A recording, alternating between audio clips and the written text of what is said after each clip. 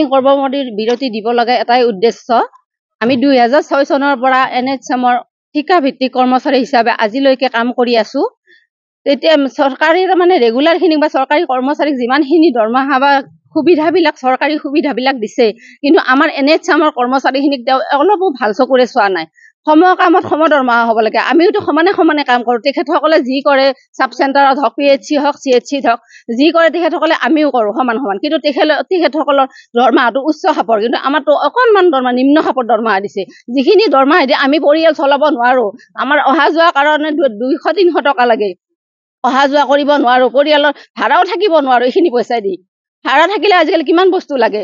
সেইকাৰণে আমি লেবৰেটৰী কাম কৰোঁ, একাউণ্টেণ্টৰ কাম কৰোঁ, অনমোলৰ কাম কৰোঁ, ইউইন কাম কৰোঁ, সমস্ত NCD হওক, মানে গোটেইখিনি লেবৰেটৰী টেষ্ট হওক, কিবা হওক, মুঠত আমি এভৰিথিং কাম আমি সম্পূৰ্ণ কৰি গৈছোঁ। আৰু তেখেতসকলক আমি অৱজ্ঞা কৰা নাই। যি কৈছে তেখেতসকলৰ বস্তু মানি লৈছোঁ। TB, লেপ্ৰচি চব কৰি আছোঁ। সমস্ত গৰ্ভৱতী NHM-ৰ যিবিলাক মেইন গ'ল আছিল NHM-ৰ গৰ্ভৱতী ইনফেণ্ট মৰ্টালিটি ৰেট আৰু মাদাৰ মৰ্টালিটি ৰেট, সেইটো একে গৰ্ভৱতী মৰাটো আমি হ্ৰাস কৰিছোঁ বৰ্তমান। আগতকৈ বহুত ভাল হৈছে, উন্নত হৈছে, ইমিউনাইজেশ্যন উন্নত হৈছে। কিন্তু তেখেতসকলে আমাক প্ৰতিশ্ৰুতিও দিছিলে, আমি চৰকাৰী কৰ্মচাৰীৰ দৰে আমাৰ এখেতসকলক চাম, এখেতসকল আমাৰ দেশৰ সেনানী। কিন্তু এতিয়া আমি স্বাস্থ্যমন্ত্ৰী তথা মুখ্যমন্ত্ৰী মহোদয়ক আমি এইটোৱে বিনম্ৰ অনুৰোধ কৰিছোঁ, যাতে তেওঁ সমকামৰ সমদৰমহা দিয়ে। স্কেল পে হওক, আমাৰ পেঞ্চনৰ একো নাই, পেঞ্চনটো দি ব্যৱস্থা কৰে। আৰু মানে ছুটিৰ ব্যৱস্থাটো ভালকে চৰকাৰী কৰ্মচাৰীৰ দৰে কৰে। গ্ৰেজুৱেট বেনিফিট একো নাই আমাৰ। আজি যদি আমি মৰি যাওঁ, আমাৰ জিৰো, আমাৰ একো নাই। PF, GPF একো নাই আমাৰ। চাকৰি আমি মানে কণ্টেক্সুৱেল, মানে কি ঠিকা হাজিৰা চিষ্টেম আহি আছো, খাই আছো, বেমাৰ হ'লে থাকি গ'লো, একো নাই। সেইকাৰণে আমি চৰকাৰক বিনম্ৰভাৱে অনুৰোধ কৰিছোঁ, যাতে চৰকাৰে আমাক চকু মেলি চাই। হিমন্ত বিশ্ব ছাৰ মহোদয়কো আমি অনুৰোধ কৰিছোঁ, যাতে আমাৰ কৰ্মচাৰীখিনিক অকল তেওঁ অলপমান মৰমৰ চকুৰে চাই। আমি তেখেতৰ ওচৰত এই বিনম্ৰ অনুৰোধ। আমি 3, 4, 5, 6 এই 3 দিন আমাৰ ইয়াতে কৰ্মবিৰতি চলিব। এইখিনি সময়ত আমাৰ NHM-ৰ কৰ্মচাৰী হস্পিটেল হওক, চাব চেণ্টাৰ হওক, PHC, CHO, আমাৰ CHO, doctor, nurse, GNM staff, BSc এইবিলাক গোটেইবিলাক, আমি ফাৰ্মাচিষ্ট গোটেইবিলাক আমি ইয়াতে সমবেত হৈছোঁ। আমি এইকেইদিন স্বাস্থ্য সেৱাৰ পৰা বঞ্চিত থাকিম, তাৰ বাবে ৰাইজৰ ওচৰতো আমি সময় বিচাৰিছোঁ। সেইকাৰণে এইখিনি সময়ত যাতে মুখ্যমন্ত্ৰী মহোদয় ৰাইজৰ হয় হওক বা আমাৰ হয় হওক, অলপমান আমাৰ ফালে চকু মেলি চাই। তাৰ লগত স্বাস্থ্যমন্ত্ৰী মহোদয়কো আমি অনুৰোধ জনাইছোঁ, যাতে আমাক সমকামৰ সমদৰমহা দিয়ে। আমাৰ NHM-ৰ কৰ্মচাৰীসকলে 2006 চনৰ পৰা কাম কৰি আছে। চৰকাৰৰ প্ৰত্যেকটো নীতি নিৰ্দেশনা গুৰুত্ব সহকাৰে কৰি আছে। আমাৰ এই কৰোণাৰ সময়ত NHM কৰ্মচাৰীসকলে ফ্ৰণ্টলাইন ৱৰ্কাৰ হিচাপে কাম কৰিছে।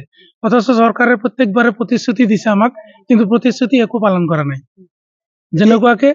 যেনেকুৱাকে আমাক প্ৰতিশ্ৰুতি দিয়া হৈছিল যে 10 বছৰ হোৱাৰ লগে লগে ৰেগুলাৰাইজ হ'ব, তেওঁলোকে গোটেই স্থায়ী কৰ্মচাৰীৰ নিচিনা ফেচিলিটি পাব, কিন্তু এতিয়ালৈকে সেই প্ৰতিশ্ৰুতিবিলাকৰ এটাও পালন হোৱা নাই। আমাৰ মানুহে ইভেন কি যদি কিবা দৰকাৰত তেওঁলোকে লোন ল'বলগীয়া হ'ব দৰকাৰ হয়, তেওঁলোকে সেইখিনি নাপায়, আমাক বেংকৰ পৰা বঞ্চিত কৰে। 4, 5, 6 আমাৰ কৰ্মবিৰতি ঘোষণা কৰা হৈছে। যদি ইয়াৰ পিছতো চৰকাৰে আমাৰ দাবীসমূহ মানি নলয়, তেতিয়াহ'লে পৰৱৰ্তী সময়ত আৰু আমি আন্দোলন কৰিবলৈ বাধ্য হ'ম। অসমৰ মুখ্যমন্ত্ৰী আগৰ যিজন স্বাস্থ্যমন্ত্ৰী আছিল ডক্টৰ হিমন্ত বিশ্ব শৰ্মা ডাঙৰীয়া, তেখেতে প্ৰতিশ্ৰুতি দিছিল যে আমাৰ চৰকাৰ যেতিয়া গঠন হ'ব, প্ৰথম কেবিনেটতে আমি গোটেই NHM কৰ্মচাৰীসকলক ৰেগুলাৰাইজ কৰিম। আমাৰ ইমান ভেকেঞ্চি আছে যে আমাৰ এই মানুহখিনিক আমি পাৰ্মানেণ্ট কৰাৰ কাৰণে, স্থায়ী কৰাৰ কাৰণে কোনো অসুবিধা নহ'ব। কিন্তু তেখেতৰ চৰকাৰ পাৰ হৈ গ'ল। তেখেত 5 বছৰ স্বাস্থ্যমন্ত্ৰী আছিলে, এতিয়া তেখেত মুখ্যমন্ত্ৰী 5 বছৰ পাৰ হৈ যাবৰ হ'ল।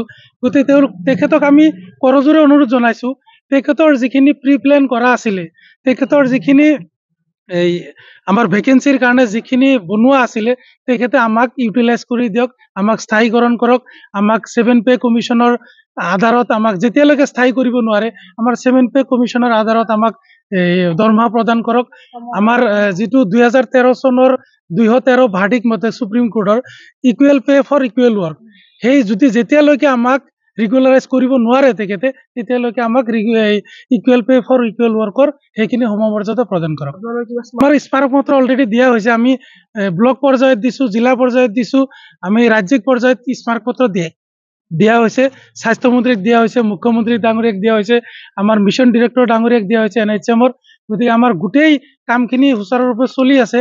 আমি এই 3 দিনৰ কাৰণে যিখিনি কৰ্মবিৰতি ঘোষণা কৰিছো, আমাৰ ৰাইজৰ বহুত অসুবিধা হ'ব। আমি ৰাইজক মানে এইখিনি কৰজোৰে অনুৰোধ জনাইছো, তেওঁলোকেও আমাৰ লগত সহযোগ কৰি আমাৰ সমস্যাসমূহ চৰকাৰৰ ওচৰত জনাওক।